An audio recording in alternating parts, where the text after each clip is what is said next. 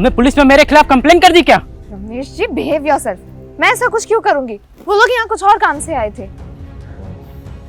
वही मैं सोचूं, मेरी गीता मेरे खिलाफ ऐसा कैसे कर सकती है?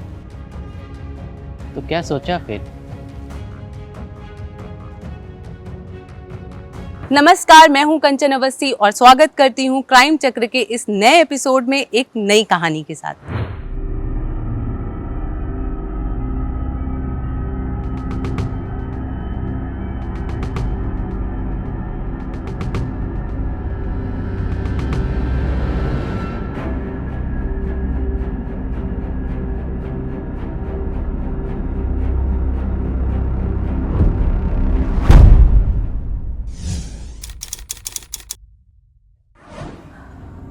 सोहन, आपने तो मुझे डरा ही दिया। आप फिर पी कर आए हो? छी छी छी। हाँ, अब तुझे दारू से घिन आती। जब पहले दारू पी के आया तब तुम्हें बड़ा रोमांटिक लगता था मैं, नहीं? और बच्चे कहाँ हैं? आपके साथ थे ना? तुम्हारी बहन के पास छोड़ के आया हूं मैं। आज मेरा बड़ा रोमांटिक सा मूड। क्या कर रहे हो? मुझे अच्छा नहीं लग रहा है। अच्छा नहीं लग रहा है? तुम्हें अच्छा नहीं लग रहा है? जब पराये मर्दों से बात करती हो तब तुम्हें बड़ा अच्छा लगता है। हाँ? वो दूध वाले के साथ, सब्जी वाले के साथ सब बात करती हो, हंस हंस के, तब बड़ा अच्छा लगता है तुम्हें। मैं तुम्हारे लिए काफी नहीं हूं क्या? हाँ? क्या बकवास कर रहे हो? तेरी इतनी हिम्मत, हाँ? अपने पति को धक्का देगी तू? सोहन, तुम होश में नहीं हो। छोड़ो, मुझे दर्द हो रहा है। दर्द हो रहा है तुम्हें? हाँ? दर्द हो रहा है तुम्हें? मैं तुम्हें दिखाता हूं दर्द क्या होता है। हाँ? तुझे छोड़ूंगा? रोक!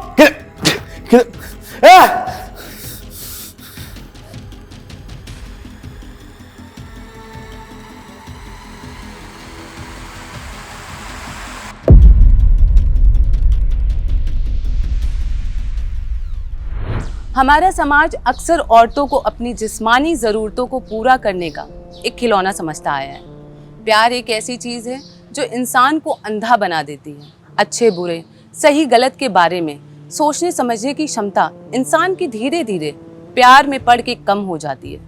वैसे हम प्यार को दोष नहीं दे सकते, ये तो अलग अलग इंसानों पे डिपेंड करता है कि उनकी प्यार करने की परिभाषा क्या है।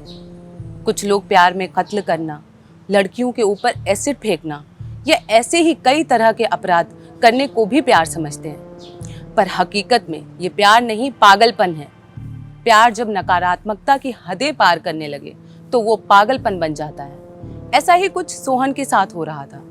फिर कुछ सालों बाद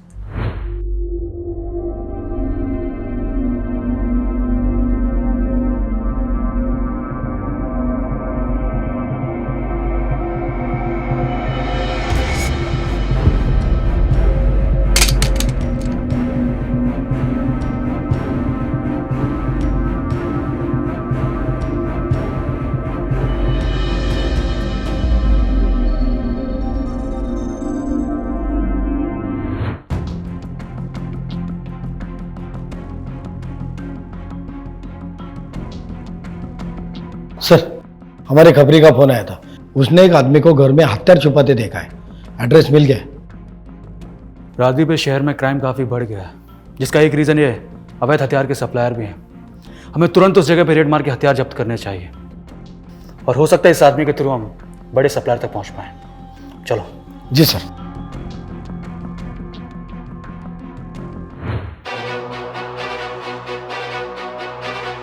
यही घर है? हाँ सर। भागने का और कोई रास्ता? सर, मैंने बैकडोर और विंडो पे कांस्टेबल खड़े किए। Then charge. सर।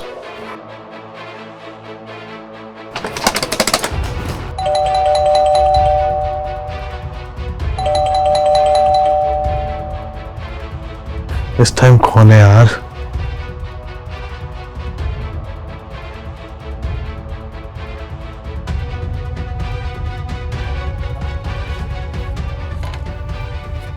अरे सर, आप चल बताते हैं। पूरे घर की तलाशी लो। सर, मैंने किया। चुप! सीधा बाहर है।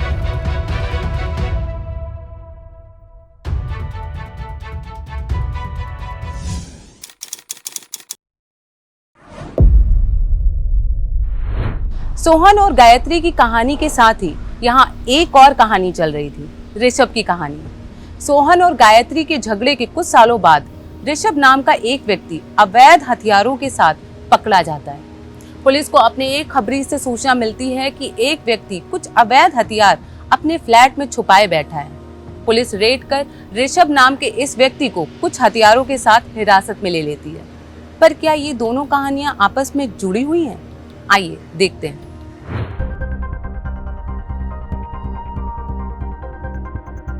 सर मुझे यहाँ क्यों लाया गया है सर? मैंने क्या किया सर मैं रात भर से सो नहीं पाया हूँ सर, छोड़ दीजिए मुझको।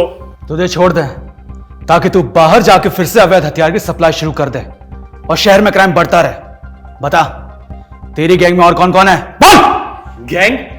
सर मेरी कोई गैंग वैंग नहीं है सर मैं बहुत सीधा साधा सा आदमी हूँ। यही पास में ही सर मेरा कैफे है। लगता है सर ये ऐसा नहीं मुंह खोलेगा। सर बोल, तेरे बाकी के साथी कहाँ है? बोल। नहीं सर, मेरे कोई साथी वाती नहीं है सर, मैंने कुछ नहीं किया। तो तेरे घर से हथियार बरामद कैसे हुए? 8 तलवारें, 3 राइफल्स और एक जर्मन बेड पिस्टल। अब बोलेगा? सर वो तलवार पिस्टल वो सब मेरे पूर्वजों की है सर हमारे में पूर्वजों के हथियार रखने का रिवाज है, और कुछ नहीं किया सर मैंने। हमारे एक खबरी ने तुझे कार से हथियार निकाल के घर में छुपाते हुए देखा है।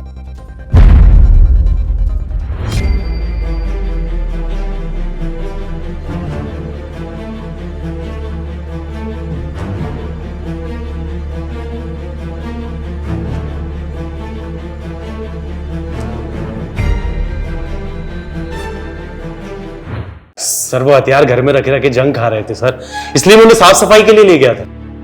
तेरे पास उन हथियारों की लाइसेंस है? नहीं सर। फिर तू लंबा जाएगा। इसका स्टेटमेंट लो, केस फाइल करो। सर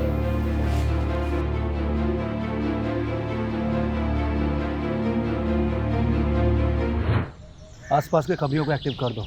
और वो फॉरेंसिक रिपोर्ट का क्या हुआ? आते हैं जल्दी निकलवाओ। सर। साहब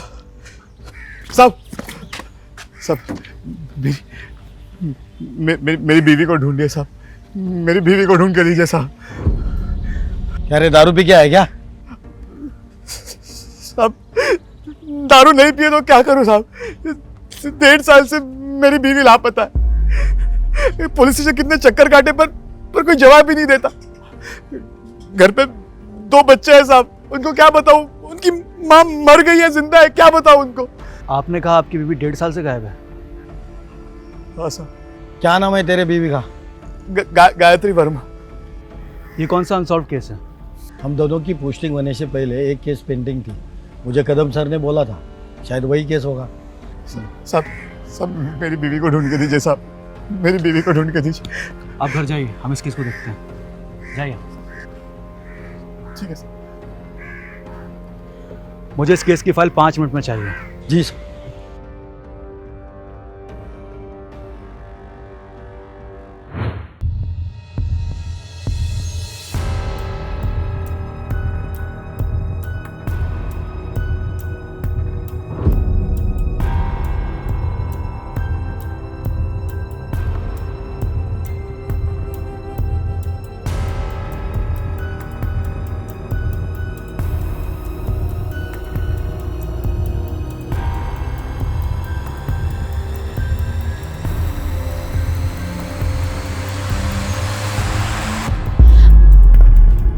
रमेश जी, आप यहाँ? क्यों, मेरा आना अच्छा नहीं लगा क्या? नहीं, ऐसी बात नहीं है। वो दरअसल इस वक्त आपका आना एक्सपेक्टेड नहीं था। जिंदगी में कुछ चीज़ें अनएक्सपेक्टेड ही अच्छी लगती हैं। क्या लेंगे आप, चाय या कॉफी? गीता, क्यों तड़पा रही हो? तुम्हें पता है ना कि मैं तुम्हें कितना पसंद करता हूँ। देखिए रमेश जी, देखना मुझे नहीं, तुम्हें है। मुझे अच्छे से पता है कि तुम उस ऋषभ पे किस तरीके से डोरे डालने में लगी हो। रमेश जी, वो मेरा निजी मामला है। और ये हर दिन तुम्हारे घर में अलग अलग मर्दों का आना, क्या वो भी निजी मामला है? वो सब मेरे दोस्त हैं। बिल्डिंग का सेक्रेटरी हूँ, वॉचमैन नहीं, जो तुम बोलोगी मान लूँगा। अगर तुमने मेरी प्यास नहीं बुझाई ना तो इस बिल्डिंग में रहना मुश्किल कर दूँगा।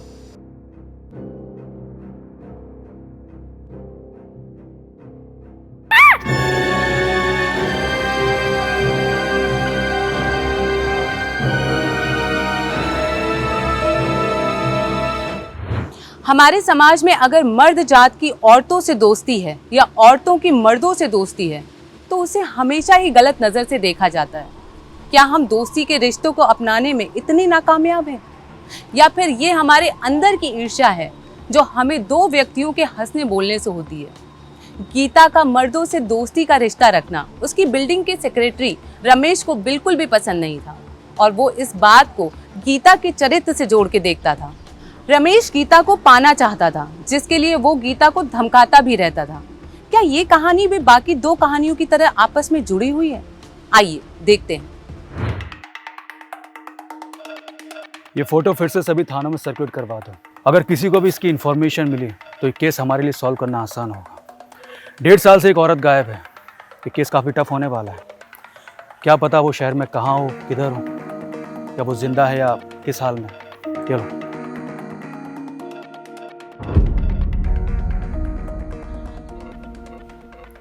क्या हुआ? सर इस लड़की का फोटो मैंने कहीं देखा था। हाँ सर याद है, हत्यार के केस में ऋषभ की घर की तलाशी ले रहे थे ना, तभी ये मैंने फोटो देखा था।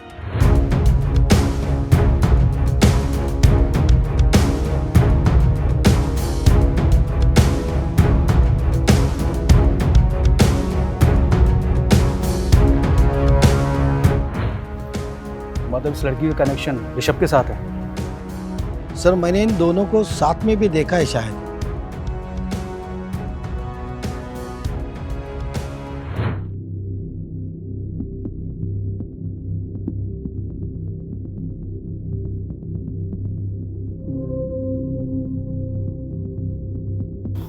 बोल, ये लड़की का है? सर ये तो गायत्री है। कैसे जानता है इसे? सर ये लड़की एक बार मुझसे मदद मांगने आई थी। हाँ याद आया मुझे, तू विला नगर के कैफे में काम करते हैं ना? कुछ दिन पहले तूने इस लड़की को खाना दिया था। सुन, एक मिसल पाव दे। बस सर 2 मिनट में बैठिए।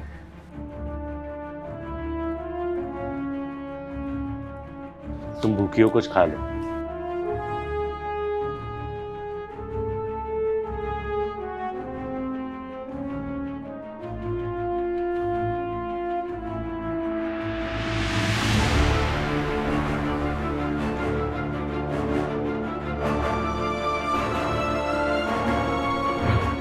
हाँ सर, ये लड़की अपने पति से बच बचाकर भागकर आई थी सर। भूखी थी बेचारी। मालूम है मुझे, मैंने तेरे को शाबाशी भी दी थी, लेकिन इस लड़की का फोटो तेरे घर में कैसा आया? सर वो ऋषभ ने पुलिस को बताया कि किस तरह सोहन ने गायत्री का जीना हराम कर रखा था और वो किस तरह गायत्री को रोज टॉर्चर करता था।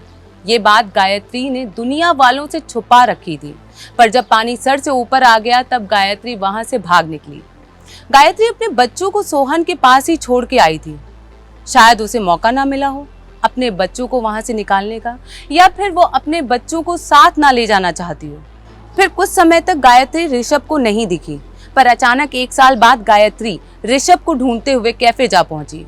वहां उसे पता चला कि ऋषभ ने अपनी दुकान खोल ली है। वो ऋषभ से मिली और उसके साथ ही रहने लगी और धीरे धीरे समय बीतता गया। सर अगर आपको पूछताछ करनी है ना तो गीता से करिए। मेरे सोसाइटी में रहती है सर।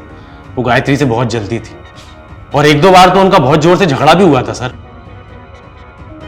चलो इस गीता से बात करते हैं।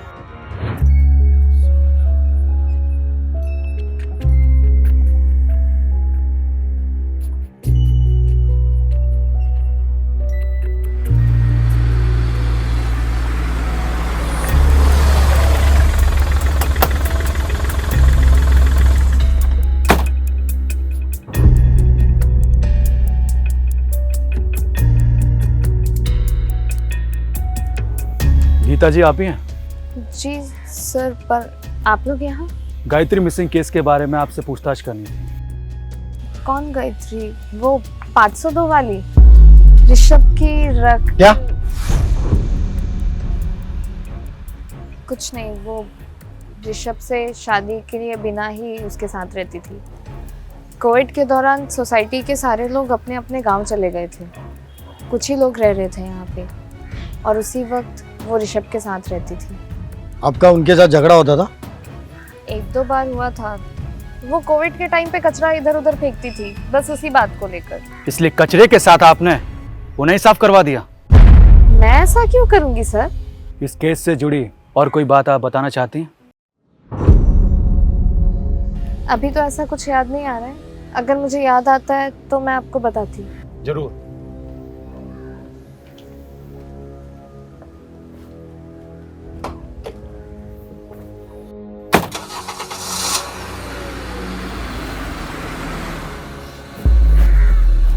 तुमने पुलिस में मेरे खिलाफ कंप्लेन कर दी क्या? Ramesh ji, behave yourself. मैं ऐसा कुछ क्यों करूंगी? वो लोग यहाँ कुछ और काम से आए थे। वही मैं सोचूं, मेरी गीता मेरे खिलाफ ऐसा कैसे कर सकती है? तो क्या सोचा फिर?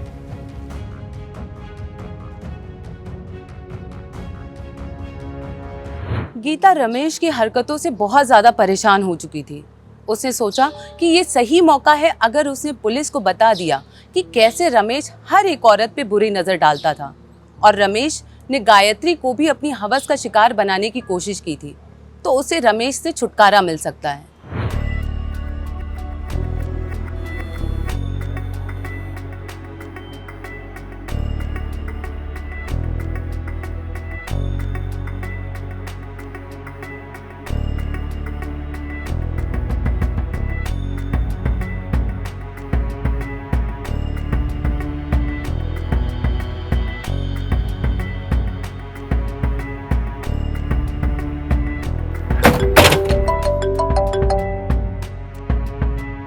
हाँ गीता जी। इंस्पेक्टर साहब,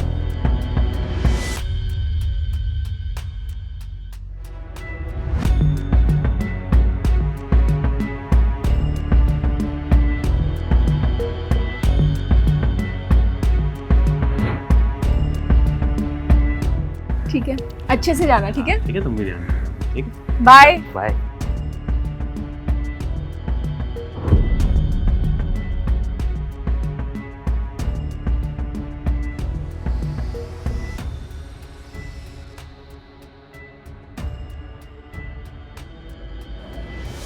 ये क्या कर रहे हो आप? निकल जाइए मेरे घर से। ज्यादा चीख मत, बड़ी दूध की धुली बन रही है।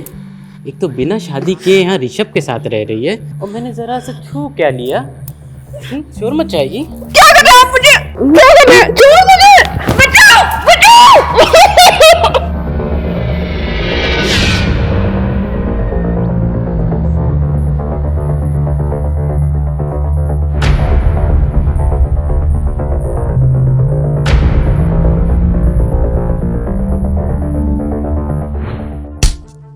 बहुत चर्बी चढ़ गई तुझे, हाँ? अपनी हवस मिटाने के लिए औरतों को ब्लैकमेल करता है। बोल गायत्री कहाँ है? सर मुझे कुछ नहीं मालूम सर, मुझे छोड़ दीजिए सर। देख, सच बताएगा तो तेरी सजा कम करवाने में हम तेरी मदद करेंगे, वरना जेल तो तू जाएगा ही। सर वो ऋषभ, उसी ने गायत्री का खून किया है सर।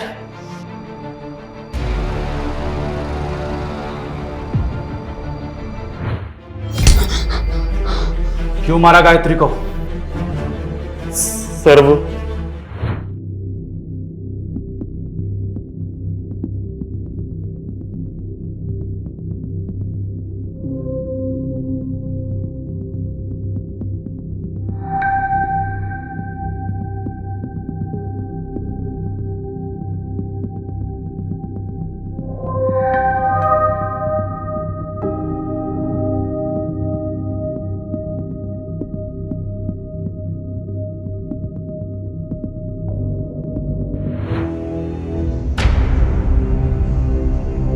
सर, मैं और गायत्री अपनी पिछली जिंदगी भूलकर बहुत अच्छे से रह रहे थे सर। फिर कोविड लॉकडाउन के दौरान पता नहीं उसको क्या हुआ, हर बात पर लड़ती थी सर। यार तुम हर बार वही पुरानी बातों को लेकर बैठ जाती हो, कितनी बार समझाऊं तुमको? मैं पुरानी बातें? तुमको कुछ याद क्यों नहीं रहता है? मैंने तुमको कितनी बार बोला है कि तुम्हारी दिमाग की ना गलत फहमियां हैं। अच्छा, मेरी गलत फहमियां जो तुम कर रहे हो उसका क्या? यार तुमको ना कितनी बार समझाया मत करा करो। तुम क्या कर रहे हो? ये हाथ उठा रहे हो मेरे ऊपर। तुम जा यार।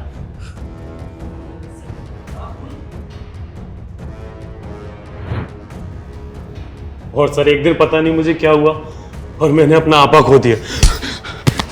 सर बता डेड बॉडी कहाँ है?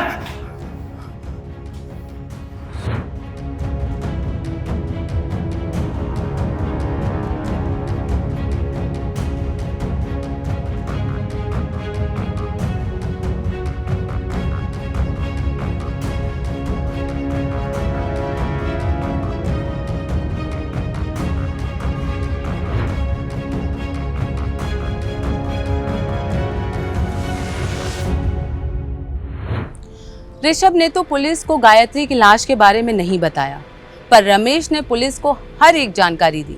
ऋषभ ने गायत्री को मार के उसकी बॉडी को एक ड्रम में डाल दिया था और टीवी में एक क्राइम सीरियल में उसने जैसा देखा था ठीक वैसे ही उसने ड्रम को सीमेंट से सील कर दिया, जिससे लाश की बदबू बाहर ना आ पाए, पर ड्रम को नीचे से सील करना भूल गया।